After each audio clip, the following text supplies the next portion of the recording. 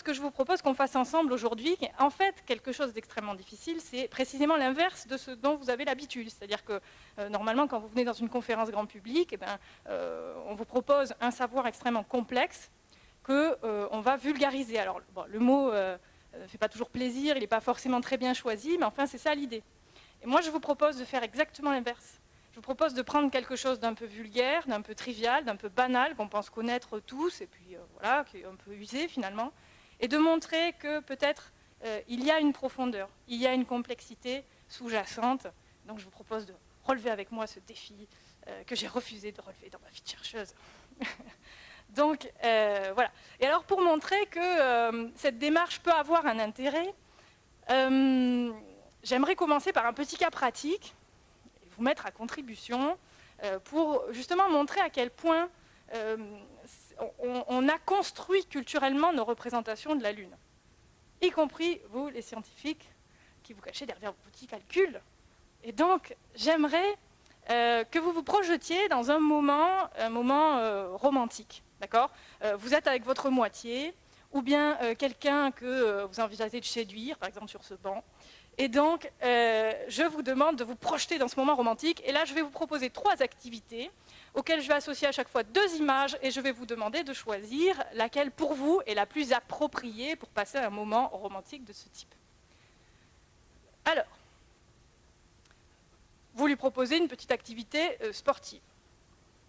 Vous choisissez le pédalo-coccinelle à Hendaye ou la gondole vénitienne au clair de lune. Bon, je reconnais, les images, c'est un peu orienté, mais bon, en même temps, si je fais une expérience et que ça ne marche pas, c'est quand même très problématique pour moi. Donc...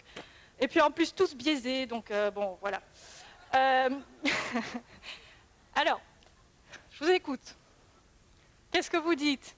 Qui dit le pédalo-coccinelle?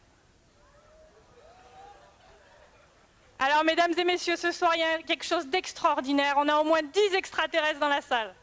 C'est incroyable. Okay. Bon, alors, qui dit la gondole? Quand même, le bon public. Alors. Bon, alors maintenant, vous avez faim. Forcément, vous allez au restaurant. On est d'accord? Tous au restaurant. Est-ce que vous réservez dans un bon restaurant à midi ou à 20h30? Alors là, si vous choisissez un étoilé, ça dépend si vous êtes radin ou pas. Hein, mais imaginons que vous n'avez aucune limitation financière. Alors, midi, qui dit midi? Ok, les radins. C'est bien, vous vous reconnaissez. Vous avez... Bon. Qui dit 20h, bien sûr. Ok.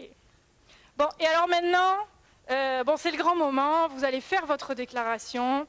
Vous choisissez vraiment un moment qui est particulièrement propice à justement les rapprochements des cœurs et des âmes. Et est-ce que vous choisissez, par exemple, une plage paradisiaque à 16h ou au coucher du soleil? Plus dur, hein, un petit peu plus dur. Alors, qui dit en plein après-midi? Ça va, il n'y a plus de lien avec l'argent, vous pouvez être libre. Ok, qui dit plutôt au coucher du soleil? Ah, voilà. Bon. Je sais, je vous ai un peu aidé, mais bon, comme je sais que vous êtes scientifique, il faut faire ça. Alors, c'est ma petite revanche sur les sciences humaines et molles. Donc, alors, moi, ce qui m'intéresse dans vos réponses, bien sûr, c'est totalement naturel.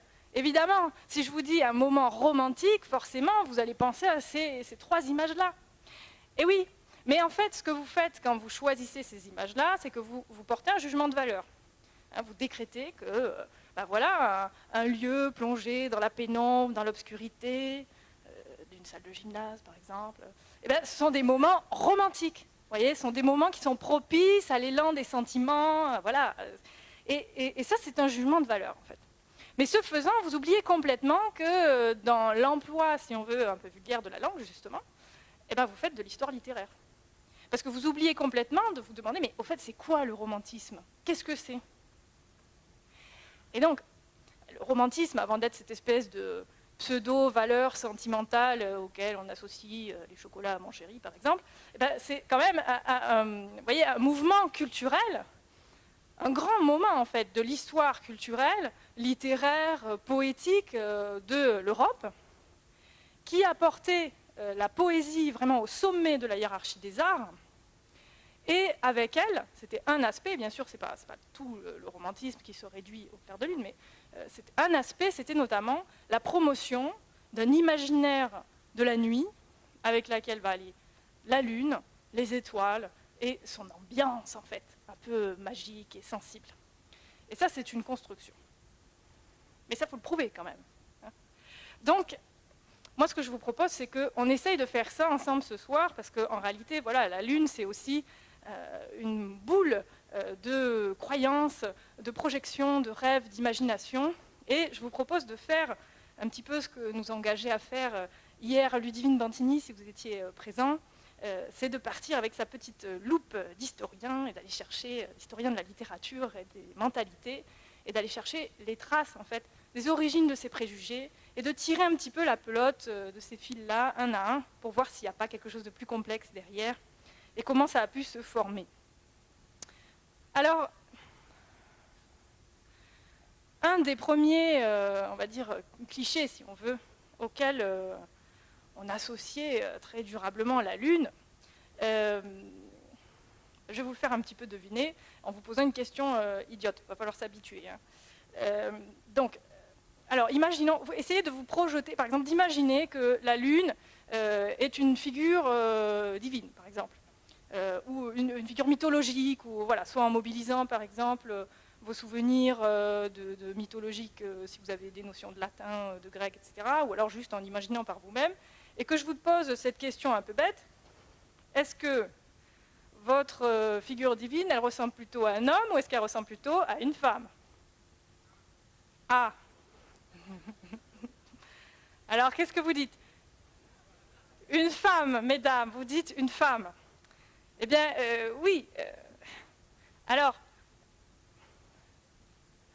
un des premiers, si on veut, un des premiers lieux, enfin, un des lieux communs, je dirais, les plus répandus par rapport à la Lune, dans sa construction culturelle, c'est justement que c'est une figure féminine. Et c'est un peu normal. C'est-à-dire que, justement, les figures mythologiques associées à la Lune dont on a hérité, en particulier dans la culture française, donc c'est énormément de figures féminines. On a Diane, on a Célène, on a Hécate, on va y revenir rapidement. Mais en fait, quand on ouvre un peu les livres poussiéreux, on se rend compte que ce n'était pas forcément toujours comme ça pendant l'Antiquité. Et donc, pour vous le montrer, j'aimerais que vous fassiez la connaissance avec ce texte un peu mystérieux que sont les hymnes orphiques. Alors, qu'est-ce que sont les hymnes orphiques? En fait, donc, ce sont des espèces de chansons, donc des hymnes dédiés aux puissances naturelles, écrites par un certain Orphée, dont le nom a lui aussi une résonance mythologique. On a un peu douté de son existence. Bon, c'est un personnage un peu mystérieux. Et en fait, qu'est-ce que c'est concrètement que les hymnes orphiques? C'est une espèce de manuel de magie. Donc, vous avez des poèmes qui sont des invocations aux puissances naturelles. Donc, on s'adresse à elles parce qu'on leur prête tout un tas de pouvoirs et on essaye de s'attirer leur bienveillance.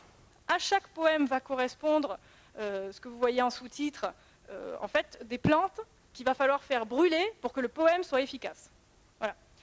Jamais, on peut essayer, je ne trouve pas que j'ai le droit de faire brûler des plantes ici, mais bon, voilà. Alors, dans justement l'hymne consacré à la Lune, alors pour information, les plantes qu'il faut brûler, ce sont les aromates. Et voici comment cet hymne à la Lune commence dans le texte des hymnes orphiques. Écoute, déesse reine, porte lumière, lune divine, Ménée, qui est un des noms pour désigner la Lune, Ménée aux cornes de taureau, coureuse des nuits qui vaguent par les airs, nocturne, jeune fille, porte-flambeau, Ménée d'astres parés, croissante et décroissante, féminine et masculine. Bon, donc on sait que les Grecs étaient un peu moins complexés que nous sur la différenciation sexuelle, mais enfin quand même, ça peut étonner. Pourquoi est-ce que la Lune, là, ici, dans ce texte, qui est un texte sacré, en quelque sorte, pourquoi est-ce que la Lune est peinte comme une hermaphrodite? Et en fait, c'est une vision de la Lune qui réapparaît dans d'autres mythes, tout aussi, ou presque tout aussi célèbres, et notamment dans le banquet de Platon. Alors qu'est-ce que le banquet de Platon? On a un petit peu parlé des œuvres de Platon hier lors du Marathon des Sciences, si vous étiez présents. Alors le principe, c'est que Platon raconte les aventures de son maître Socrate, qui, en fait, dans chacun des livres, en gros, il échange avec des amis, des proches, des disciples, sur des sujets.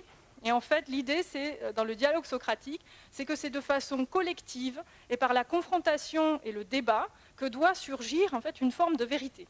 Et donc, le banquet, c'est l'histoire de Socrate qui va dîner avec ses amis, tout ça, et puis là, on lance un débat, et le débat, c'est l'amour. Comment est-ce qu'on définit l'amour? Et alors, dans ce texte, qui est assez long, où chacun donne un petit peu sa version, chacun fait l'éloge de l'amour, vient le moment d'Aristophane. Et Aristophane raconte un mythe qui est celui de l'androgyne. Alors, qu'est-ce que c'est que ce mythe? En fait, il nous raconte qu'à l'origine, il y avait 3 types d'êtres humains. Il y avait les hommes qui n'allaient qu'avec des hommes, et un petit peu comme les garçons, on dit les garçons ils naissent dans les choux, et puis les filles dans les roses, mais là, les hommes naissaient du soleil. Donc leur principe, c'est le soleil. Et puis après, il y avait les femmes. Et les femmes, elles n'allaient qu'avec des femmes, et elles, leur principe, c'était la terre. Et puis, il y avait cette 3e espèce, qui était donc les androgynes. Et eux, ils venaient de la Lune. Et les androgynes, ils étaient à la fois donc hommes et femmes. Alors, on a eu un petit problème avec cette hyper-espèce humaine, c'est que donc ils avaient 4 jambes, 4 bras, 2 têtes comme ça, voilà. Alors, ils se déplaçaient en roulant.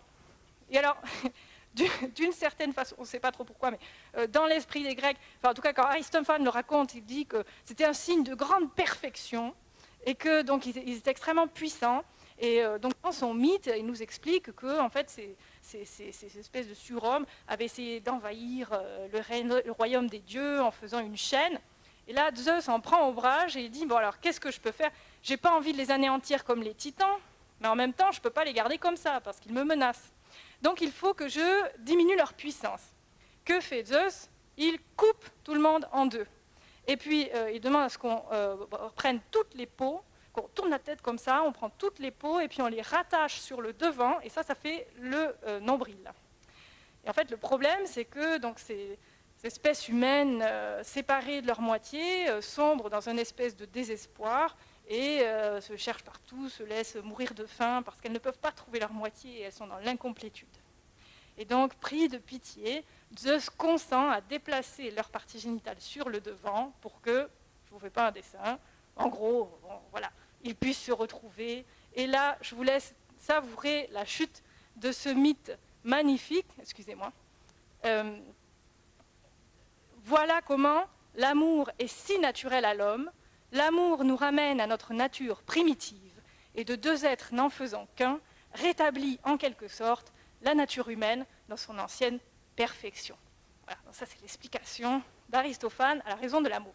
Mais n'empêche que, et ça vous le retrouvez sur cette poterie, dans l'idée, eh bien la Lune, c'est le principe qui est capable de produire aussi bien le masculin que le féminin. Bon, alors, pour être honnête, effectivement, on l'a dit un petit peu tout à l'heure, il y a énormément de mythes qui font, bien au contraire, de la Lune une figure féminine. Et de fait, finalement, un petit peu comme dans le mythe de Platon, la Lune, elle entre durablement, vraiment durablement dans un univers culturel à travers des histoires d'amour. Et surtout une histoire d'amour qui a été reprise par des artistes, par les poètes, bien sûr, mais aussi énormément par les peintres. C'est l'histoire de Célène et d'Endymion. Alors, dans ce mythe-là, qui aurait été raconté peut-être en premier par la poétesse Sappho, en fait, donc la Lune apparaît sous les traits de la belle Célène, et l'histoire raconte que Célène, se promenant dans la nuit, aurait aperçu au sommet d'une colline un jeune homme, Endymion. Selon les versions, c'est un jeune berger, comme c'est le cas ici, ou bien, chez Pausanias par exemple, c'est un fils de roi, et donc elle en tombe désespérément amoureuse, et elle a cette idée brillante, si je puis dire, de s'unir à lui pendant son sommeil. Comme ça, s'il n'est pas d'accord, elle n'en saura rien. Voilà. Et apparemment, elle y prend goût parce qu'elle fait 50 enfants avec lui comme ça. Et alors, c'est que des filles, 50 filles. Voilà. Et ça, c'est intéressant. Parce que, en fait, ça signifie que dans le mythe aussi, la Lune commence à incarner un principe de la féminité, hein, puisqu'elle ne peut engendrer que des filles, finalement. Alors, il n'y a pas que Sélène, je l'ai dit tout à l'heure. Sélène, c'est un des visages mythologiques de la Lune. Mais comme la Lune a des phases et qu'elle change d'apparence, elle a aussi plusieurs, finalement, divinités. Et en fait, ce qui est intéressant aussi, c'est que chaque divinité mythologique à laquelle est associée la Lune correspond à des espèces de caractéristiques qu'on a pu associer à des clichés aussi féminins. Par exemple, Diane, déesse de la chasse, aussi éternellement pure et vierge et blanche comme la Lune. Il y a aussi, donc, sous son versant plutôt positif, et puis un versant très négatif, c'est Hécate. Hécate, c'est la version malfaisante, noire de la Lune, celle qui porte malheur, etc. Et alors, cette bipartition, en fait, excusez-moi, cette bipartition, cette idée en tout cas que la Lune peut, sous son versant féminin, peut être associée à quelque chose de négatif, en fait, ça se retrouve dans certaines théories savantes de l'époque qui ont été déformées par la suite. Et c'est notamment le cas d'un petit passage de la métaphysique d'Aristote qui a eu une triste longévité. En fait, donc Aristote, c'était le concurrent, si on veut, de Platon, son rival. Et dans la métaphysique, donc, il se trouve qu'à certains moments, il fait des résumés des théories des philosophes qui pensent aussi en même temps que lui. Et dans la métaphysique, il nous fait un petit résumé des théories de Pythagore. Donc Pythagore, ce n'est pas que notre calculateur de triangles favori, c'est aussi quelqu'un qui avait vraiment une pensée cosmologique, une pensée globale. Il pensait effectivement à un réseau de correspondance entre les chiffres, les éléments, enfin voilà, c'est assez complexe. Et parmi les pythagoriciens, on apprend que certains pensaient qu'il y avait donc 10 principes qui sont les suivants: fini et infini, impair et pair, unité et pluralité, droite et gauche, mâle et femelle, repos et mouvement, droite et courbe, lumière et ténèbres, bien et mal, carré et toute figure à côté inégaux. Et en fait, voilà, c'est l'idée. Et en fait, donc l'idée, c'est que si vous voulez, vous avez ces principes, d'accord, qui fonctionnent par couple, et c'est précisément leur contradiction qui garantit un équilibre dans le cosmos. Voilà. Et alors, allez savoir pourquoi, au fil du temps, on a fini par lire ce petit passage comme ça. Vous voyez où je veux en venir, hein?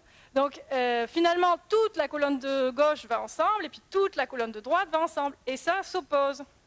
Et en fait, voilà comment cette espèce de résumé va être déformé à travers les siècles. On va le retrouver sous la plume de certains journalistes du début du XXe siècle qui commencent à s'inquiéter ou qui s'intéressent en fait à l'essor d'une espèce de pensée féministe où les femmes commencent à dire mais ça pourrait être pas mal qu'on puisse travailler aussi avec le même salaire, vous voyez ce genre de choses. Et donc on va retrouver cette phrase totalement déformée qu'on retrouve encore aujourd'hui sur ce site extrêmement sérieux, c'est ironique, citationfigaro.fr. Il y a un principe bon qui crée l'ordre, la lumière et l'homme. Il y a un principe mauvais qui crée le chaos, les ténèbres et la femme. De Pythagore. Voilà. Alors, il y a quand même 41 personnes, non seulement pour voter pour cette phrase, mais en plus pour lui mettre 3 cœurs. Alors, je ne sais pas quel genre de biais cognitif il s'agit là, mais je pense que Thomas Durand serait d'accord pour dire, enfin, je vais emprunter ces mots, que c'est la connerie. Voilà. Excusez-moi, c'est Thomas Durand qui l'a dit hier. Hein. Voilà. Donc, et en fait, bon, ça fait partie des clichés. Mais alors, ce qui est quand même assez grave, c'est que ce genre de cliché-là, il se retrouve, par exemple, sous une page que beaucoup de gens vont consulter, et notamment la notice Wikipédia sur la Lune. Alors, dans la notice Wikipédia sur la Lune, eh bien, vous avez un onglet croyances et mythologie. Alors déjà, comme si c'était la même chose. Hein, ça, c'est un autre débat, je ne rentre pas là-dedans, mais enfin, voilà. Et alors, dans cet onglet-là, on a cette phrase absolument magnifique: au présent de vérité générale. Alors, ce qui est de super avec ce temps-là, c'est qu'en fait, on dit toujours la vérité, au présent de vérité générale. Et voici ce qu'on apprend. La Lune passive est constamment opposée au Soleil, actif. Il représente, entre autres, l'élément femelle et l'élément mâle. Voilà. Hein, ça vous embouche un coin là, mesdames, hein, tout s'explique là d'un coup, bon voilà. Et alors, notre savant rédacteur s'étonne d'une curiosité linguistique. Cependant, en langue allemande, la lune est de genre masculin et le soleil de genre féminin. Der Mond et die Sonne. Alors on se demande vraiment comment les Allemands ont survécu à une telle inversion de la logique. Alors au passage, je vais faire une parenthèse qui est quand même... je perds un peu de temps, je m'excuse, mais ça me semble quand même important de le dire. L'erreur que fait cette personne ici, c'est une erreur très grave, qui est en fait extrêmement fréquente, c'est qu'il confond le genre grammatical, d'accord, avec le genre, c'est-à-dire l'identité sexuelle. Ça n'a rien à voir, d'accord? Donc, là, c'est pas le garçon, la fille, c'est un genre grammatical. Alors, s'il y a des parents de jeunes enfants dans la salle, méfiez-vous à tout prix des manuels scolaires qui vous apprennent qu'il y a des mots qui sont des mots de filles et puis des mots qui sont des mots de garçons. Par exemple, la vaisselle, le travail. Voilà.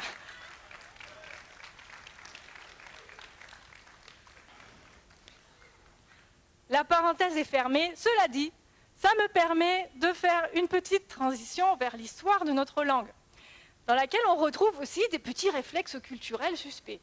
Par exemple, si on ouvre ce livre toujours très instructif que j'aime beaucoup, qui est le dictionnaire historique de la langue française d'Alain Rey, qui fait donc l'histoire des mots, on apprend que les mots qu'on avait pour parler de la Lune, ils nous viennent principalement du latin. Et donc, évidemment, celui dont on a principalement hérité, c'est luna, de genre grammatical féminin. Et donc, luna, ça venait de la racine na, qui signifiait la lumineuse. Et il y avait un autre mot pour parler de la Lune, c'est mensis. Et mensis, c'est plutôt le mois. Vous voyez, le mois lunaire. C'est plutôt une unité de temps, si on veut. Et en fait, Alain Rey nous explique, ce sont des petites notices de dictionnaire, donc c'est assez court, hein, forcément, il y a aussi des raccourcis. Et il nous explique, Luna a remplacé l'ancien nom masculin de la Lune, mensis, entre parenthèses, auquel s'attachait un tabou, la Lune ayant pour les anciens une action dangereuse, que l'on retrouve dans mois menstru. Alors, heureusement qu'il y a la fin de la parenthèse, quand même. Hein? Alors, là, pour moi, il y a une petite ambiguïté. Déjà, on ne sait pas tellement...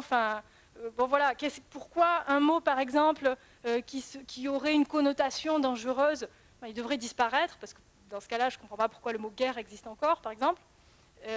Mais en même temps, il y a un petit doute, on se demande... Est-ce que c'est l'association aux menstruations qui a fait qu'on l'a abandonné? Vous voyez, bon, sachant que voilà, l'idée, c'est un tabou hein, dans les cultures jusqu'à aujourd'hui. En fait, ça me paraît intéressant parce que la langue, en fait, l'histoire de la langue, elle porte aussi la trace d'idées qui ont vraiment la dent très très dure, et notamment cette idée que la Lune aurait une influence sur les cycles hormonaux des femmes.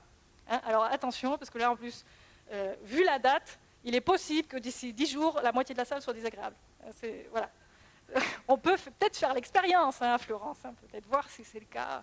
Non, je plaisante bien sûr, évidemment, il n'y a aucune corrélation.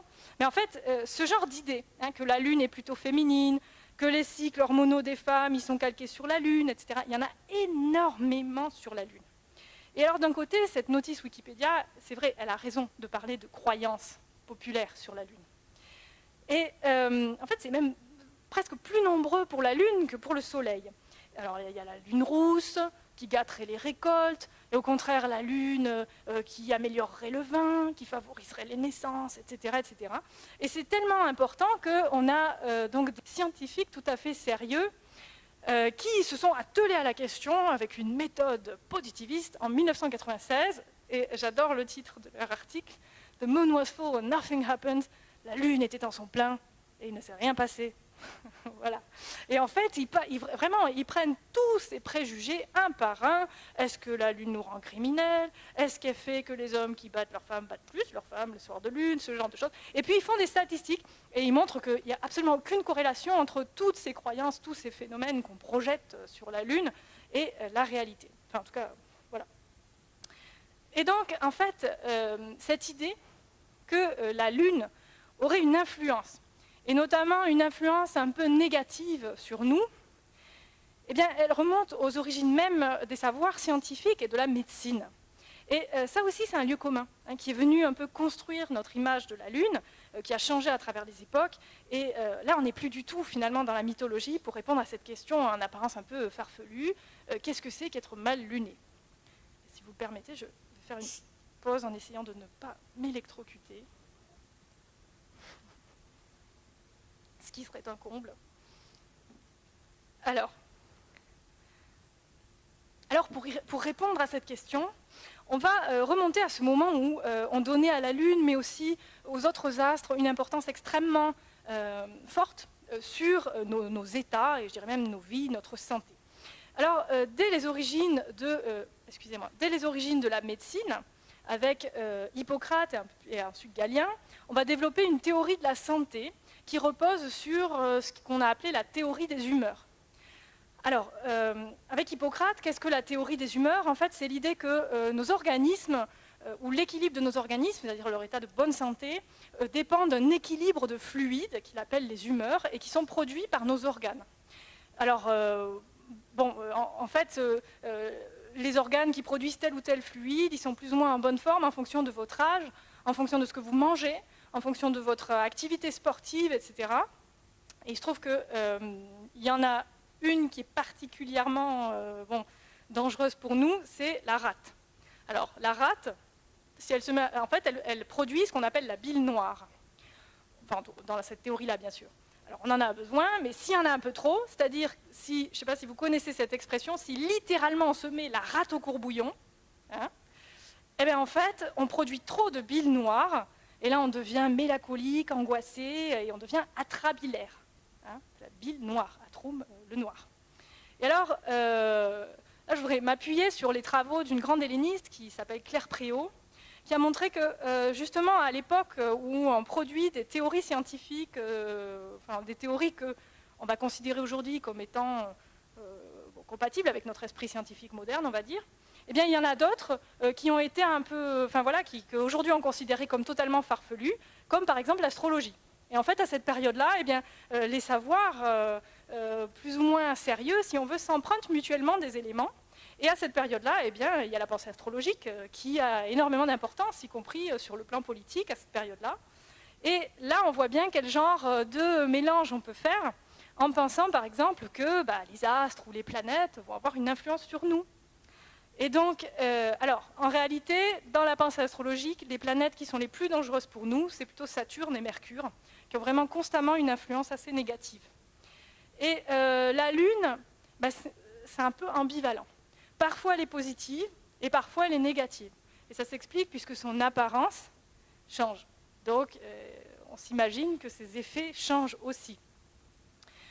Et donc, cette idée, donc, du coup, finalement, quand on dit qu'on est mal luné, si on veut, c'est ce qu'on dit à travers cette expression, c'est que la Lune était dans une mauvaise phase, finalement, et qu'elle nous a influencés de façon négative parce qu'elle était dans une phase plutôt mauvaise. Et si on fait un petit bond dans le temps et qu'on va, par exemple, jusque dans la Renaissance au XVIe siècle, dans la pensée alchimique, finalement, la Lune n'a pas forcément aussi une place, disons, de premier rang. Puisque, qu'est-ce que c'est que la pensée alchimique? C'est là aussi, donc, une tradition. On a dit, il y a débat là-dessus, mais on a dit que c'était l'ancêtre de la chimie moderne. L'idée, c'est qu'il y aurait une correspondance, encore une fois, entre le macrocosme, c'est-à-dire le cosmos, l'ordre de l'univers, et le microcosme, par exemple, les métaux, notre organisme, etc. Et donc, aux planètes correspondent des métaux qui peuvent avoir une influence. Et la Lune, c'est l'astre de l'argent, alors que le Soleil, c'est l'astre de l'or. Alors, quand vous êtes aux Jeux Olympiques, vous savez qu'il y a une différence. Hein, bon. Voilà. Et c'est une réalité, c'est-à-dire que dans l'alchimie, on cherche à produire l'or philosophique. Alors, ce n'est pas exactement le même que l'or du Soleil, mais on voit bien que ce n'est pas l'argent philosophique qu'on cherche à avoir. Donc, finalement, la Lune, dans un certain imaginaire pré-scientifique, on peut dire, a également une place importante, mais un petit peu de seconde zone. Et donc, à la fin de l'Antiquité, et puis à l'aube de ce qu'on va appeler l'histoire moderne, la Lune est passée, si on veut, d'hermaphrodite à une figure principalement féminine aux multiples attributs, voire aux multiples vertus qu'on va retrouver un peu sous la plume des poètes, comme des philosophes ou des savants. Mais alors, ce qui est frappant, c'est que dès l'Antiquité, du coup, finalement, on a plusieurs façons de parler de la Lune. Il ne faut pas commettre cette erreur de penser que les Grecs croyaient forcément à leur mythe et que la seule vision qu'ils avaient de la Lune, c'est la vision mythologique. C'est ce que nous apprennent notamment les travaux de Jean-Pierre Vernant. Et donc, il y a bien des dialogues d'ailleurs de Platon dans lesquels Socrate se houspille avec ses amis en disant « mais moi je ne crois pas du tout que la Lune ça soit une divinité », par exemple. Et on a des traités de physique, etc. Et donc ce que ça signifie, c'est que dès le départ, eh bien, on a plusieurs visions de la Lune qu'on peut résumer à deux. C'est d'un côté la Lune savante, et puis de l'autre, une Lune peut-être plus culturelle, construite par les artistes, les poètes, la rumeur populaire et tout ça. Alors la question qu'on peut se poser, enfin, que moi je me pose immédiatement, c'est est-ce que des fois les deux peuvent se rejoindre? Alors peut-être les scientifiques dans la salle diront « ah non, non, non, non, non, nous on est très sérieux, jamais, etc. » Mais en fait, moi j'aurais tendance à plutôt dire que si, parce que les savants et les poètes ont une faculté en commun. Je n'aurais pas la prétention de définir l'humanité, mais forcément j'ai envie de dire que ça nous singularise un petit peu en tant qu'espèce. C'est l'imagination. Quand Newton imagine justement pourquoi est-ce que la Lune ne nous tombe pas sur la tête, il imagine, voilà, il imagine. Alors les savants, ce n'est pas forcément le mot qu'emploierait Newton, mais les savants formulent des hypothèses. Ils appellent l'imagination l'hypothèse. Et puis quand Kepler, par exemple, imagine qu'en songe, il est transporté sur la Lune et il voit des animaux merveilleux, etc. Il imagine aussi. Et vous avez remarqué, je prends Kepler à dessein comme exemple, parce que justement, des fois, c'est les mêmes personnes. Et Kepler, c'est à la fois un savant remarquable qui nous a légué des lois cosmologiques extrêmement importantes, mais c'est aussi quelqu'un qui poétisait à ses heures sur les flocons de neige, et puis, voilà, qui écrivait des espèces de romans, si on veut, totalement fantaisistes, sur la Lune. Et donc, voilà pourquoi j'aimerais poser cette troisième question qui me semble tout à fait fondamentale, c'est pourquoi et comment, en fait, la Lune fait travailler notre imagination. Comment est-ce que se fait-il qu'elle stimule autant nos imaginations et qu'elle soit autant associée aux rêves? Et alors, je voudrais répondre tout de suite à cette question avant de donner un exemple. En fait, selon moi, si la Lune est autant, disons, le réceptacle de notre imaginaire, si on veut, c'est que pendant très très longtemps, elle était à la fois très proche de nous, très visible, c'est l'astre le plus visible dans le ciel, peut-être pour nous, c'est le plus proche, et en même temps, elle était complètement inatteignable. Et alors ça, moi, j'appelle ça un peu l'effet paquet cadeau, c'est-à-dire que tant que vous n'avez pas, vous ne savez pas ce que c'est, vous pouvez toujours vous imaginer que c'est super. Si je vous donne un cadeau très bien emballé, vous dites oh, quelle bonne amie c'est Elsa Courant, alors qu'en fait, si ça se trouve, je vais juste emballer un CD de Lara Fabian. Vous voyez, ça c'est possible. Excusez-moi pour les fans, j'ai senti que j'ai blessé certains d'entre vous, pardon. Bon, c'est un peu facile, je reconnais. Mais en fait, c'est l'idée, c'est-à-dire que la Lune, elle est là, elle est vraiment sous nos yeux, elle est belle, elle brille, etc. On peut vraiment projeter toutes sortes de rêves dessus, et finalement, ceux qui sont responsables, si on veut, en quelque sorte, du point d'arrêt, en fait, de cet emballement de l'imaginaire, j'anticipe un petit peu sur la fin, mais c'est vraiment ceux qui ont marché dessus. Les missions Apollo, c'est aussi une façon de briser cette roue à fantasmes, si on veut, sur la Lune.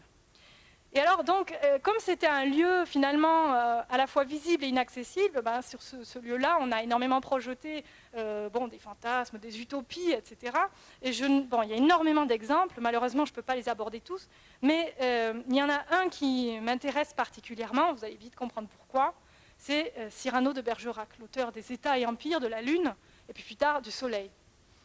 Et alors attention, Cyrano de Bergerac, plutôt Savinien de Cyrano de Bergerac, dans la vraie vie, ça n'est pas que Gérard Depardieu, c'est aussi un auteur du XVIIe siècle. Alors, bien sûr, il a été rendu extrêmement célèbre par la pièce de Rostand. Et Rostand, il a inventé un petit peu, ou plutôt embelli certains éléments, mais il en a gardé d'autres qui étaient plutôt fidèles au personnage. Les éléments qui sont fidèles, c'est que c'est quelqu'un de très éloquent, de très piquant, très ironique. Par exemple, son attaque contre Montfleury, en fait, c'est tout à fait réaliste. C'était quelqu'un qui était voilà, assez libre penseur, à l'origine d'une famille assez aisée. Et en fait, il avait quand même son caractère. Et je voudrais juste m'attarder sur un petit détail de sa biographie, c'est que la crise d'adolescence de Cyrano se termine dans les bars, voilà, à jouer au jeu et à dilapider la fortune paternelle avec ses amis en buvant des coups, quoi, voilà. Et donc assez rapidement, son père lui dit « c'est fini, je ne subventionne plus ces bêtises ».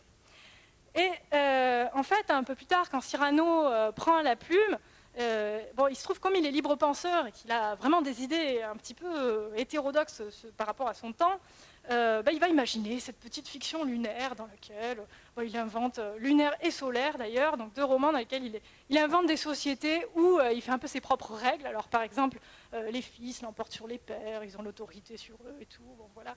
Et entre autres choses, il y a un petit passage très intéressant dans l'histoire comique des États et empires de la Lune. C'est que dans la description de Cyrano, la Lune, c'est comme un véritable paradis, si on veut. C'est vraiment, au début, c'est une utopie. Et puis, il y a un moment où, en fait, il mange sur la Lune, et là, il doit payer son dîner.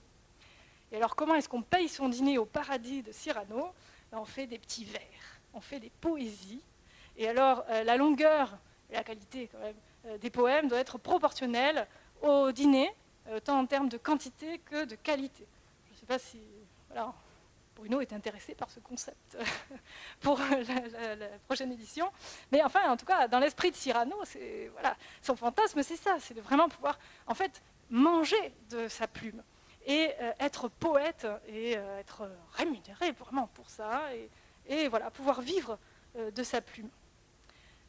Et en fait, ce qui m'intéresse dans ce petit détail, c'est justement que ça montre que, en fait, dès le XVIIe siècle, on a des petites traces comme ça, comme quoi la Lune est la bienfaitrice et l'interlocutrice préférée des poètes, et qu'elle va les protéger. Et ça, c'est vraiment, bon, voilà, un cliché qui a été vraiment particulièrement grossi, qui a pris énormément d'importance au XIXe siècle. Et donc, forcément, est-ce que c'est vraiment un hasard si Edmond Rostand, qui est vraiment un romantique attardé de la fin du XIXe, mais lui, il n'a pas compris que le romantisme était fini, est-ce que c'est vraiment un hasard qu'il choisit justement Cyrano de Bergerac, qui est cette personnalité qui transforme vraiment un héros romantique, ce personnage à la fois sublime par son éloquence et grotesque, comme dirait Hugo, dans son apparence physique, et ce personnage qui va dévoiler sa flamme, bien sûr, à la faveur de l'ombre, avec un balcon, avec la lumière de la lune pour confidente, etc. Bien évidemment, je ne pense pas que ça soit un hasard, et ça nous amène à poser cette question qui est en fait au cœur de la question de l'invention du clair de lune. Pourquoi est-ce que la lune serait l'amie des poètes? Pourquoi on irait poétiser sous la lune? Alors, d'abord, c'est quand même important de préciser qu'il a fallu du chemin pour en arriver là. À la même période que Cyrano, si on fait vraiment de l'histoire littéraire au grand galop et à grand renfort de réduction, j'espère que vous ne m'en voudrez pas pour ça, mais au XVIIe siècle, et bien évidemment, on est au siècle de Louis XIV, donc le siècle du roi Soleil. Quand Louis XIV choisit un emblème, il ne va pas choisir la Lune, il choisit le Soleil, parce que le Soleil, voilà, c'est un astre puissant, c'est un astre qui rayonne sur l'Europe, c'est un astre qui diffuse la vie, etc. Donc on a un imaginaire solaire extrêmement valorisant et valorisé, qui est partout à Versailles, partout. Et en fait, cet imaginaire, il va être même transmis au siècle suivant, qui est le siècle des Lumières. Que représente la lumière au XVIIIe siècle? Ici, ce que vous voyez, par exemple, c'est le frontispice de l'encyclopédie de Diderot et d'Alembert. Vous avez une représentation de toutes les allégories, des facultés humaines, des savoirs, des muses, etc. Et ce que vous avez vraiment au centre, c'est la vérité. La vérité qui est nue sous son voile légèrement transparent et qu'on essaye de dévoiler justement avec l'idée de l'encyclopédie. Et regardez où apparaît la vérité, au centre d'un halo de lumière. Parce qu'en fait, au XVIIIe siècle, la lumière, c'est vraiment la métaphore de la raison, de la rationalité. Et à cette période-là, c'est la rationalité qui est la voie de la vérité. Voilà.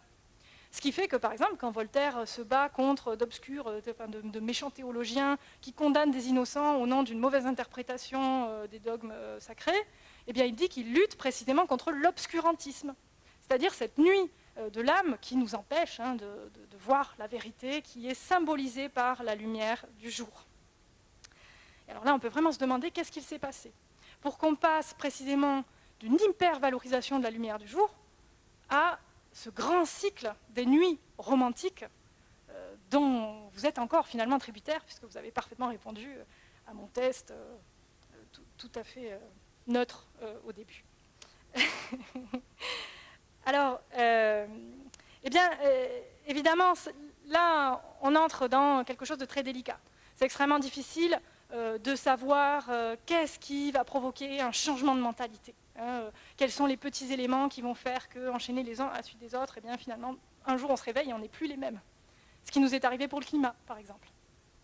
Difficile de savoir. J'imagine que certains d'entre vous ont une conscience écologique. Si je vous dis quel est le jour et l'heure précise, vous avez pris conscience qu'en fait là, on était mal, je pense que vous aurez peut-être du mal à le dater. C'est un peu pareil en histoire des idées, en histoire des mentalités. Ce n'est pas forcément évident, même si on a finalement des moments où on se dit « Ah, là, c'est acquis ». Par exemple, voilà, Greta a parlé au Parlement. Vous voyez, il y a des événements qui sont peut-être moins fondateurs que marqueurs. Voilà. Donc là, on est un peu en terrain glissant, mais moi je dirais que voilà, mon hypothèse principale, c'est que en fait, le seul événement qui fait basculer cette espèce d'hyper-confiance en la rationalité qui caractérisait les Lumières, c'est la Révolution. Parce que nous, à l'école, on nous apprend que la Révolution, c'est 1789. Liberté, égalité, fraternité, tout ça, voilà, abolition des privilèges, tout un tas de choses extrêmement positives, portées par des valeurs en lesquelles on croit et qui nous ont définis, même en tant que nation. Et en fait, pour un homme du début du XIXe siècle, c'est pas du tout ça, la Révolution. C'est d'abord le traumatisme de la terreur. Parce qu'il faut imaginer ce que c'est. On a mis 100 ans pratiquement à préparer l'avènement d'une espèce de société idéale. On a l'impression d'y arriver, parce que ça marche quand même, c'est Gilets jaunes, puissance 10 000. Et en fait, patatras, il y a toujours quelqu'un pour finalement prendre avantage de la situation et s'imposer comme le maître du jeu et s'imposer par la terreur précisément. Et pour un homme du début du XIXe siècle, c'est vraiment ça. 1789, c'est le traumatisme de la perte de nos idéaux. Et quand on abandonne ces idéaux justement de justice sociale, d'équité, etc., qui avaient pu porter d'immenses textes, une très belle philosophie en fait, on a eu tendance, en tout cas dans les premières années, à complètement refuser l'héritage du siècle précédent. Et ça, c'est ce qu'on appelle le mal du siècle. Dans le romantisme, qui est vraiment, je dirais, l'ADN de cette période-là, son point de départ, une espèce d'amertume globale contre cette époque. Et notamment contre, pourquoi pas, son symbolisme solaire, qui est une forme d'arrogance, de dire « Ah, la lumière, je réponds à la lumière, oui, eh bien, voilà à quoi ça mène ». Et en fait, à ce moment-là, sur le plan culturel, on va au contraire valoriser, on va voir apparaître en tout cas, de façon très valorisée, le contraire absolu de ce qu'avait pu être ce symbolisme solaire au siècle précédent. C'est-à-dire toute une poésie de la nuit, de la solitude aussi, plutôt que de la société, voyez, du recueillement et de la clarté lunaire, plutôt que de la clarté du jour. Et donc c'est intéressant parce que justement à cette période-là, eh bien, on redécouvre des textes étrangers du XVIIIe siècle qui nous semblent en adéquation totale avec notre façon de penser et de sentir. Oui, parce qu'il ne faut pas non plus imaginer que le XIXe siècle a inventé ex nihilo le clair de lune, le côté agréable et poétique de la nuit. Ce n'est pas vrai, il y a eu des précurseurs, bien sûr il y a Rousseau, etc. Mais en tout cas, clairement, à ce moment-là, il y a un effet de mode. Et donc on redécouvre ce monsieur, Edward Young, qui est donc un poète anglais qui a écrit des nuits, c'est-à-dire des poèmes dédiés à la nuit, dans lequel il écrit sur la pluralité des mondes, sur la lune, sur les étoiles, etc. Et alors, la légende raconte que ce monsieur avait perdu son enfant, donc il était plongé dans une souffrance personnelle intense qui l'a mené à la méditation. Et donc on raconte qu'il aimait à se promener dans les cimetières à la lumière de la lune pour penser, écrire de magnifiques poèmes. Et donc cette légende, elle est entretenue par son traducteur français, le Tourneur, mais elle est aussi suggérée par Edward Young lui-même, qui nous dit dans un extrait du 12e poème de son recueil, qu'il intitule « Les avantages de la nuit et de la solitude »: « Moi, j'invoque la nuit. et je cherche son obscurité sacrée. Mes chants ne sont point des chants de joie. Oui, c'est la clarté tranquille des étoiles qui éclaire le mieux les pas du génie. C'est avec la nuit que la fée s'éveille. C'est au milieu des ténèbres que l'âme reçoit ses plus vives illuminations et que sa vue devient plus perçante. Dans ces instants d'un calme parfait, l'âme commerce librement avec les cieux et correspond avec Dieu. Dieu fit la nuit et ses astres pour élever l'âme, échauffer le génie et entretenir dans le cœur de l'homme l'amour de la sublime sagesse. Dans tous les siècles, dont la lune a éclairé les nuits, elle fut une lampe allumée par le Créateur pour l'éveil du sage. C'est au rayon de sa lumière épurée qu'il cherche et rencontre la vérité. Alors on peut faire le test en sortant de la conférence, voir si en se promenant sous la lune, dans les rues de Florence, la vérité va nous tomber sur la tête. Enfin, cette idée-là, elle va avoir énormément de succès. Et elle va influencer un jeune auteur qui a eu lui aussi sa part de malheur, c'est Novalis, en Allemagne. Alors Novalis, c'est un poète allemand, effectivement, qui a fait partie des premiers romantiques. Et donc lui aussi a connu sa part de souffrance dans sa jeunesse. Donc il perd l'amour de sa vie, la jeune Sophie. Et ça lui inspire des poèmes d'une sensibilité tout à fait déchirante qu'il intitule « Les Nuits ». Et voilà commencent les nuits de Novalis. Quel mortel, quel être doué de la faculté de sentir ne préfère pas au jour fatigant la douce lumière de la nuit avec ses couleurs, ses rayons, ses vagues flottantes qui se répandent partout. Oh, comme alors l'âme, avec ce qu'elle a de plus intime, respire cette lumière du monde gigantesque des astres. La pierre aussi la respire, la pierre qui étincelle, et puis la plante qui ouvre ses pores, et puis l'animal sauvage, etc., etc. Alors je m'arrête là juste pour éclairer un petit peu cette dernière phrase remarquable. Il y a plusieurs façons de la lire. La pierre qui respire, la pierre qui étincelle, en fait ce sont des périphrases qui servent à désigner un minéral qui s'appelle le mica, qui est un minéral qui sert à dorer. Et puis il y a évidemment ces plantes qui ouvrent leurs pores, il y en a plein dans la botanique. Il y a les belles des nuits, les reines des nuits, etc. Ça c'est la lecture scientifique. Mais en fait, moi ce que je trouve extrêmement frappant dans ce passage, c'est comment Novalis parvient à cette période-là à réintégrer la nuit dans le cycle de la vie de la nature. Et ça, d'une certaine façon, en fait c'est très nouveau. C'est-à-dire que c'est plus seulement le soleil qui est là, en train de régir l'équilibre du monde, et puis diffuser ses rayons comme ça, la photosynthèse, et puis hop, les arbres, vous voyez. Non, hein, la lune aussi a sa part. Voilà, la lune a sa part. Et il va même plus loin, c'est-à-dire que jusque-là, il faut imaginer quand même que la nuit, par exemple, dans la Renaissance, la nuit et notamment le sommeil, parce que c'est ce que nous apprennent les travaux de Jean Séart, le sommeil c'est une image de la mort. C'est une image qui nous fait anticiper ce qui va nous arriver quand on va mourir. Pour les mystiques, par exemple, qui ont eu aussi beaucoup d'importance dans ces siècles-là, dans les siècles avant le 19e et après, par exemple pour Saint Jean de la Croix, la nuit obscure, c'est une métaphore de l'expérience, vraiment de l'épreuve spirituelle. Et là, au contraire, que fait Novalis? Il nous invente, si on veut, une nuit réparatrice, une nuit dispensatrice de vie et qui participe pleinement du cycle de la nature. Et il ajoute, petite phrase sur la lune et sur la nuit, car c'est elle qui, semblable à un roi de la nature terrestre, opère d'innombrables métamorphoses, noue et dénoue mainte alliance, et entoure de son image céleste les choses d'ici-bas. Et c'est sa présence qui nous révèle les merveilles de l'empire du monde. Vous voyez comment on retombe sur l'imaginaire et sur le rêve. Et en fait, il va encore plus loin, puisque à la suite de Jung, il ajoute sa petite prière à la nuit et dit « Et moi », hein, encore ce « moi » qu'on avait chez Edward Young, « je me tourne vers cette nuit sainte, mystérieuse, indéfinissable. Le monde est là, comme dans un profond tombeau, et triste et déserte est la place qu'il occupait. La douleur soulève ma poitrine. Je veux baigner mon front dans la rosée et me jeter dans la cendre des cimetières. » Et en fait, ce faisant, si on veut, en réhabilitant la nuit et la lumière de la lune dans le cycle de la vie universelle, ce qu'il fait aussi, c'est qu'il redonne à la souffrance une légitimité dans la vie psychique de l'humanité. Si on réfléchit, en France, ça peut avoir beaucoup d'influence, en fait, parce que bon, si on caricature un petit peu, le siècle des Lumières, quand on lit les philosophes, les écrivains, etc., c'est un siècle combatif, triomphant, polémique. D'accord ? C'est pas un siècle doloriste. Et le 19e siècle, surtout le romantisme, c'est précisément ce qu'on lui a reproché par la suite, d'être un peu trop sentimental, etc. Mais il a quand même fallu le faire à un moment donné, donner une place à ces émotions dans notre histoire.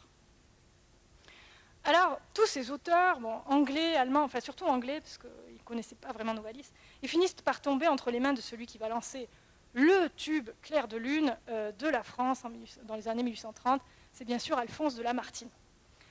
Alors, donc Lamartine, lui aussi, il connaît son drame personnel, que tout le monde affronte ses épreuves dans la vie.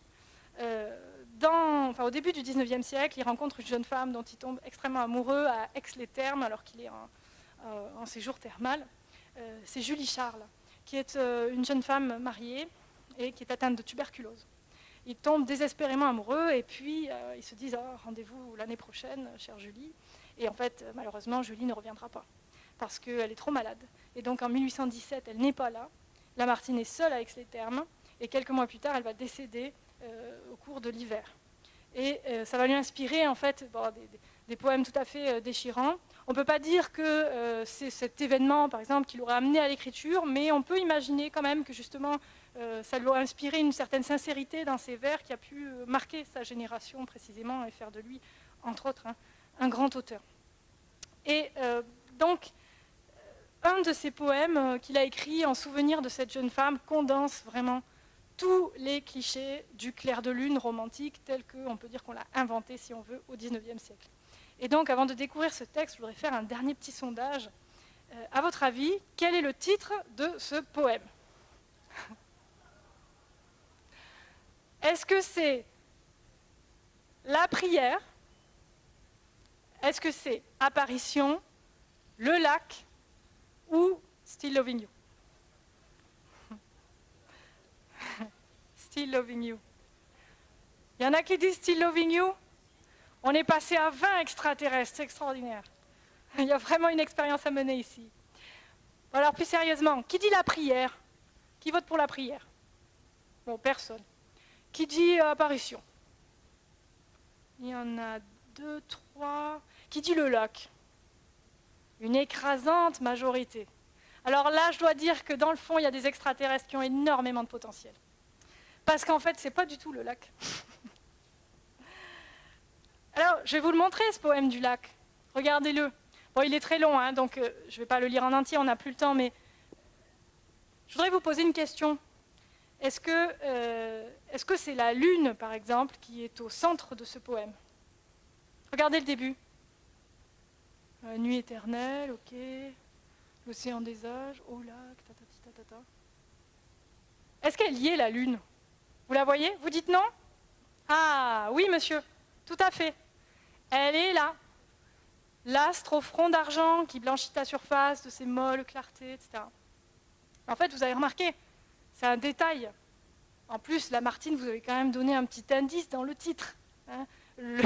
L'élément principal de ce poème-là, dans l'idée du paysage, en fait, c'est plutôt l'eau, c'est le lac. Cette onde, en fait, qui coule, qui passe, et puis qui symbolise ce temps qui s'enfuit trop vite, et puis qui emporte les gens qu'on aime. Et en fait, c'est intéressant, parce qu'on fait tous cette erreur. Même les illustrateurs, ils font cette erreur. Par exemple, cette erreur entre guillemets, il ne faut pas dire qu'elle n'y est pas non plus. Mais enfin, par exemple, quand on regarde une des premières illustrations du poème Le lac, de Lamotte, mais l'importance de la lune, elle est immense, elle est démesurée. Et d'ailleurs, vous avez remarqué, la lune, elle a la même taille que le visage de la jeune femme. Vous voyez, c'est extrêmement... il y a comme presque un parallèle, etc. Bon, voilà, c'est quand même frappant. Et c'est un peu normal. Parce qu'à partir de cette période-là, si vous voulez... la poésie romantique, celle qui traite des sentiments, celle qui donne une place à la sensibilité, à l'amour, etc., elle va avoir besoin de cet élément du paysage, parce que la lune est déjà rentrée, sans qu'on s'en rende compte, dans l'atmosphère romantique, l'atmosphère qui va définir le romantisme. Et en réalité, le poème qui met véritablement la lune au centre de son discours, c'est Apparition. Alors malheureusement, je n'aurai pas le temps de lire en entier ce magnifique poème, mais... ce texte-là, c'est l'histoire donc de Lamartine qui raconte comment, un soir, poussé par le désespoir, il va se promener dans le cimetière et puis dit à la lune, ah, guide-moi, dis-moi où aller pour la retrouver, etc. Et là, la lune va le faire, va lui mettre un petit rayon comme ça, là, il va retrouver sa tombe et tout. Et puis, en fait, il va avoir une espèce d'hallucination. C'est intéressant parce que Novalis aussi avait décrit ça, qu'il avait vu sa chair étendre apparaître dans la lumière. Et il voit apparaître son ami. Et là, en fait, dans ce poème-là, il y a comme une espèce de confusion entre l'astre lunaire, sa lumière, et puis le fantôme, en fait, de son amour perdu. Et à la fin du poème, il va carrément faire une espèce de conversion, si on veut, à la lune, où il promet de toujours lui rendre hommage, etc. Et voici comment ça commence, on va quand même l'entendre un petit peu, c'est Lamartine. « Toi qui du jour mourant console la nature », évidemment, s'adresse à la lune, « parais, flambeau des nuits, lève-toi dans les cieux. Étends autour de moi sur la pâle verdure les douteuses clartés d'un jour mystérieux. Tous les infortunés chérissent ta lumière. L'éclat brillant du jour repousse leur douleur. Au regard du soleil, ils ferment leurs paupières et rouvrent devant toi leurs yeux noyés de pleurs. » Et alors, il y a plusieurs choses que je trouve très importantes dans ce poème. D'une part, contrairement au lac, ici, Apparition fait vraiment de la lune l'interlocutrice privilégiée du poète. Donc là, ça y est, hein, le dialogue est bien établi et il y a ce lien privilégié entre les deux. Mais ce qui est remarquable, c'est que dans ce lien, Lamartine met en valeur une notion qui avait été complètement évacuée par les siècles précédents, ou en tout cas qu'on avait essayé d'évacuer dans le système de valeurs dominant. C'est la notion de mystère. Hein, ce jour mystérieux. Et la notion de mystère n'était pas du tout populaire, si on veut, sous un siècle rationaliste. Et en fait, ce que consacrent des poèmes comme ceux-ci, c'est un symbolisme lunaire qui va être brandi par les poètes comme un droit à l'imaginaire et un droit à la sensibilité. Et puis aussi un droit aux besoins de croyance. En fait, ce que fait Lamartine ici, c'est qu'il réécrit à partir de son expérience une espèce d'équivalent des hymnes orphiques, si on veut, des prières chrétiennes, à l'aune d'une nouvelle sensibilité qui est celle de son temps et qui va fractionner autrement, si on veut, le temps de l'individu. Et dans ce nouveau temps ressenti, si on veut,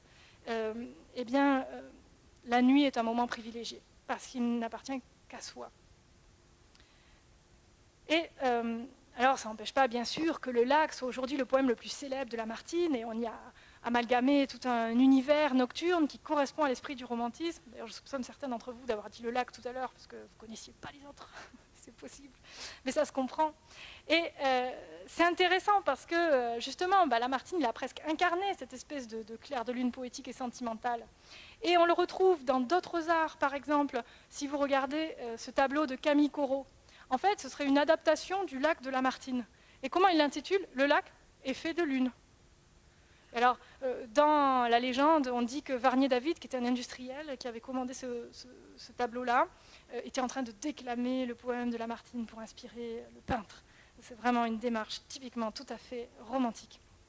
Et c'est une idée romantique parce que c'est l'union des arts, hein, pas au sens du cliché.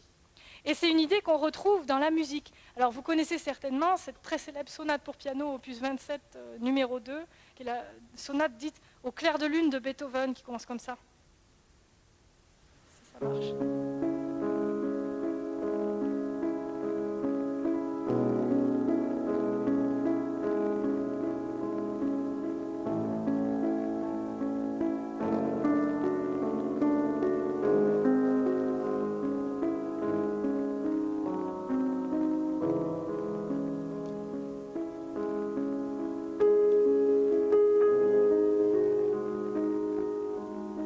Bon, voilà, vous connaissez tous.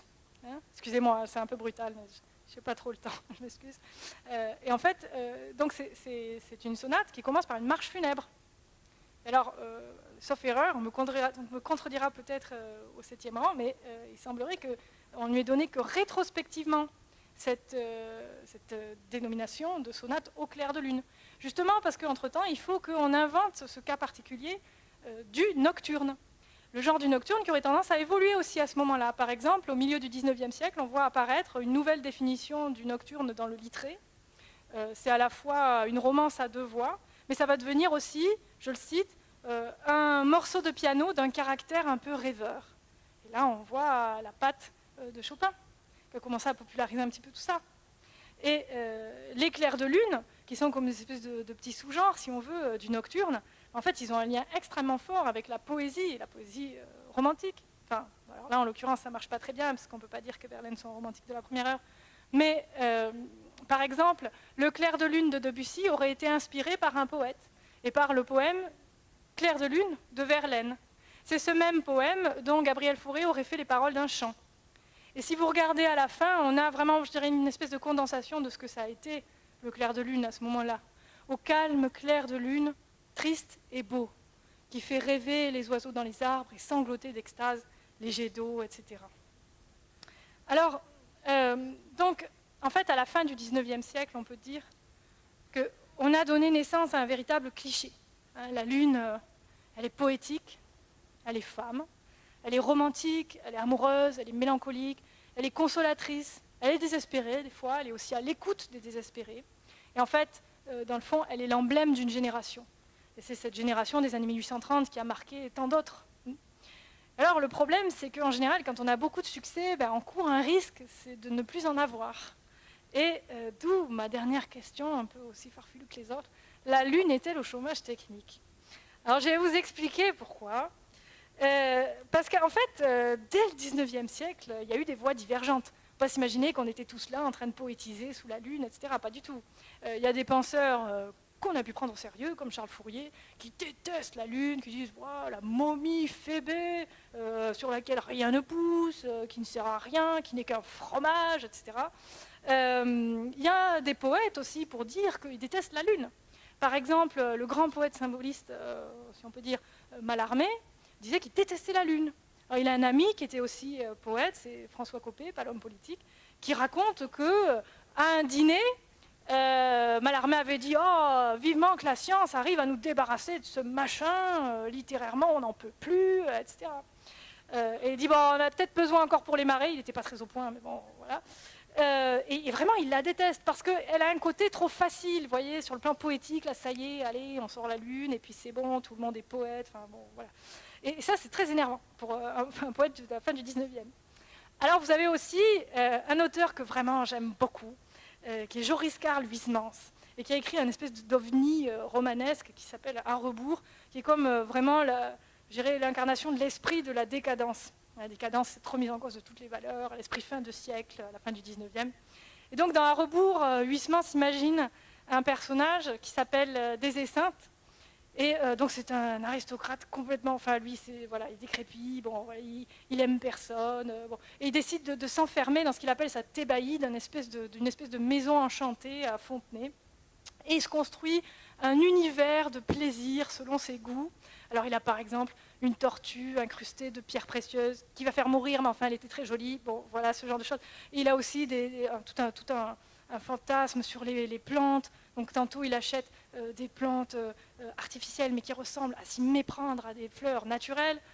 Ou bien, à l'inverse, des fleurs naturelles qui ressemblent à s'y méprendre à des espèces de choses en plastique. Et il s'imagine avoir des aventures sexuelles avec elles. Ça, c'est le petit détail Pierre Thomas. Donc... Bon, c'est vraiment c'est fascinant, c'est truculent.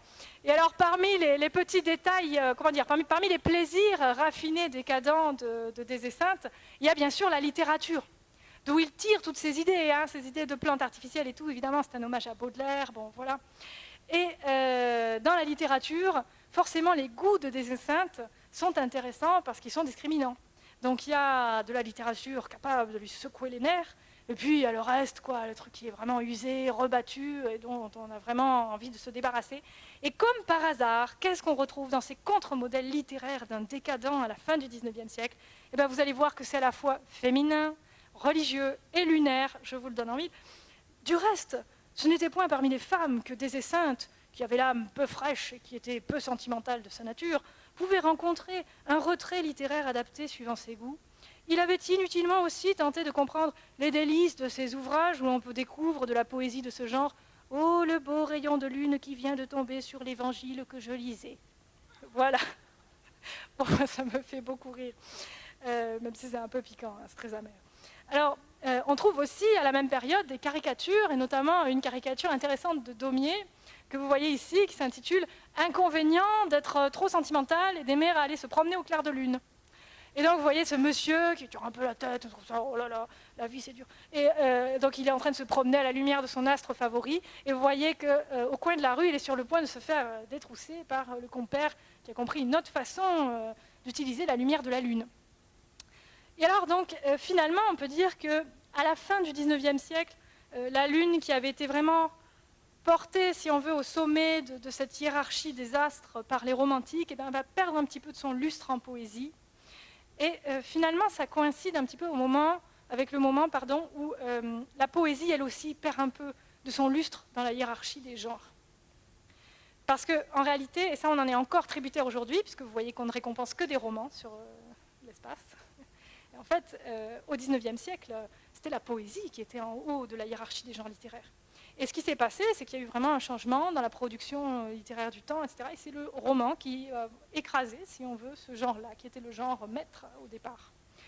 Et donc, à ce moment-là, eh bien, ce côté, disons, de la lune poétique, rêveuse, etc., il va être plutôt délaissé.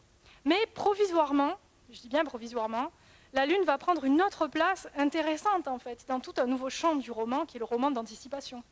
Alors, attention, bien sûr, les fictions de voyage dans la Lune, c'est extrêmement ancien. Hein, ça commence avec Lucien dans l'Antiquité, on continue avec Godwin, au XVIIe siècle, il y en a énormément. Mais à ce moment-là, il y a quand même une différence qui fait qu'on va prêter l'oreille, on va prêter une oreille tout à fait différente à ces sujets, ou bien on va les traiter de façon très différente et en fait de plus en plus scientifique. C'est qu'entre-temps, notamment, on a découvert l'aéroscaphe et la voie des airs. Donc, eh bien, il y a tout simplement un nouveau continent qui s'ouvre pour la conquête. Donc, on commence vraiment à réfléchir à « Ah, mais oui, mais peut-être que finalement, avec ces nouveaux moyens techniques, un jour, si on arrive à voyager dans les airs, peut-être qu'un jour, vraiment, on arrivera à voyager dans l'espace. » Et c'est la question qui est posée par Jules Verne. C'est la question qui est posée de façon un peu moins réaliste par Flammarion, par moment. Et donc, alors, ça, c'est un point qui est intéressant aussi parce que ça nous rappelle que finalement, au XIXe siècle, par exemple, la Lune, c'est un peu l'équivalent de ce qu'a été un temps au XXe siècle la planète Mars. Ah oui, on a fantasmé un peu d'y aller, de trouver des extraterrestres qui étaient cachés là, comme ça, même s'il n'y avait pas d'atmosphère, mais ça n'empêche pas, il pourrait avoir un organisme différent, enfin, vous voyez, ce genre de choses. Et voilà, mais ce qui est clair, c'est qu'à la fin de cette période-là, eh bien, la Lune a acquis une nouvelle place de choix dans les images littéraires de l'époque, et il n'empêche qu'elle a perdu un peu ce caractère poético-romantique, et les représentations visuelles même de l'astre ont profondément évolué. Par exemple, quand on compare cette adorable petite déesse translucide de Paulet, on était au milieu du XIXe siècle, à la lune façon raclette de Méliès, on se dit quand même qu'il y a eu une petite déchéance, vous voyez, une petite désacralisation, quoi. Et donc, en guise de conclusion, j'aimerais revenir sur ceux qui ont vraiment désacralisé la Lune, c'est-à-dire ceux qui ont marché dessus. J'aimerais revenir sur la mission Apollo 11 qu'on commémore cette année pour m'interroger un petit peu avec vous aussi sur le sens culturel de ce geste. Alors, bon, honnêtement, enfin, quand on a une petite idée de ce que ça implique de faire un voyage dans l'espace, et notamment jusqu'à la Lune, ou qu'à défaut, on a une petite culture cinématographique qu'on pourra parfaire demain soir avec Roland Lehoucq, on peut vraiment se demander, je veux dire, pourquoi Pourquoi s'infliger un truc pareil? Je veux dire, Apollo 13, Gravity, Alien, vous voyez. Alors, je ne connais pas Thomas Pesquet, je ne veux pas non plus dégrossir, en tout cas, bon, voilà, remettre en cause nos héros nationaux. Mais, enfin, je veux dire, quel genre de personne a pour fantasme, vous voyez, de passer autant de jours enfermés dans une petite boîte de conserve en mangeant des sachets qui ressemblent à du Whiskas dans une combinaison qui fait couche. Enfin, je veux dire, c'est... Bon, enfin, moi, ça me fait peur. Mais d'ailleurs, alors, je veux dire, je ne sais pas si vous étiez ce matin à la superbe conférence de M. Najo, mais c'est vrai que quand on voit en plus ce qu'ils font quand ils arrivent là-bas, ça fait peur, quoi. Je veux dire, on se dit du golf, de la course de rover, tout ça. Bon. Et en fait, là, je pense que justement, eh bien, la culture et puis la littérature, elle a son mot à dire là-dedans. Pourquoi on s'inflige ça? Pourquoi on fait ça? Pourquoi on y va? Parce que c'est un rêve, en fait. La Lune, c'est un rêve. Et c'est un rêve qu'on a construit culturellement, collectivement, pendant des siècles, des générations, des années. Et s'il y en a un qui a... Enfin d'ailleurs, c'est étonnant parce que c'est un rêve qu'on pensait complètement inatteignable au point que, par exemple, il y avait une expression pour dire ça à la Renaissance. À la Renaissance, on disait, si on voulait quelque chose d'impossible, on disait vouloir prendre la lune avec les dents. C'est devenu vouloir demander la lune, enfin demander la lune ou décrocher la lune, vous voyez, vouloir quelque chose d'impossible. Et alors, un des auteurs qui s'est justement interrogé sur ce lien très important entre la lune et le rêve, et auquel je voudrais laisser le dernier mot, c'est Victor Hugo. Alors, dans un texte intitulé Le promontoire du songe, Hugo raconte comment, au milieu des années 1830, il est initié à l'observation de la Lune par son ami François Arago, qui était alors à ce moment-là rien moins que le directeur de l'Observatoire de Paris. Et donc ils sont, dit-il, sur les terrasses de l'observatoire, et puis ils regardent, voilà. Voilà, Hugo il regarde son truc, il dit ça marche pas, j'y vois rien, mais attends un peu. Et puis finalement, voilà, ce qui doit arriver arrive, et Hugo voit littéralement le soleil se lever sur la Lune. Et là, il est complètement émerveillé. Et en fait, il acquiert une nouvelle certitude à la lumière de ce spectacle, c'est que ça existe en fait. Que la Lune, ça existe. C'est un endroit réel. Peut-être on pourrait marcher dessus, vous voyez, ce genre de choses. Et là, ça lui inspire cette réflexion que je trouve tout à fait éclairante. D'abord, au début, il se plaint un petit peu que les prêtres mettent voyez, le croissant lunaire, tantôt comme ça, sur la tête de Diane, tantôt comme ça, sous les pieds de la Vierge Marie, tout ça. Et puis ensuite, il nous dit ceci. La Lune n'a guère moins à se plaindre de l'astronome qui l'a fait chiffre que de l'astrologue qui l'a fait chimère. Ajoutez à cela la sœur d'Apollon, la chaste déesse, etc. Les poètes ont créé une lune métaphorique et les savants une lune algébrique. La lune réelle est entre les deux. C'est cette lune-là que j'avais sous les yeux. C'est un texte très long et vraiment magnifique. Je vous invite à découvrir peut-être par vous-même après cette conférence, mais qui rappelle que la Lune, c'est non seulement ce satellite qui rythme l'écoulement des jours, des saisons, mais c'est aussi en fait un moteur formidable pour l'imaginaire. Et c'est un lieu de projection, d'hypothèses, de rêves, de fantasmes qu'on associe en fait à toutes les grandes ambitions de la sensibilité humaine. L'amour, le voyage, le dépassement de notre condition terrestre. Et de fait, c'est un peu par cette riche palette de la sensibilité que cet astre a fait son entrée dans les cultures, et notamment dans notre culture. Et ce que je vous encourage donc avec Victor Hugo, c'est de découvrir cette lune réelle qui est à mi-chemin de nos imaginaires culturels et puis des réalités savantes que vous ne manquerez pas de découvrir tout au long de cette semaine au Festival d'astronomie de Florence. Je vous remercie.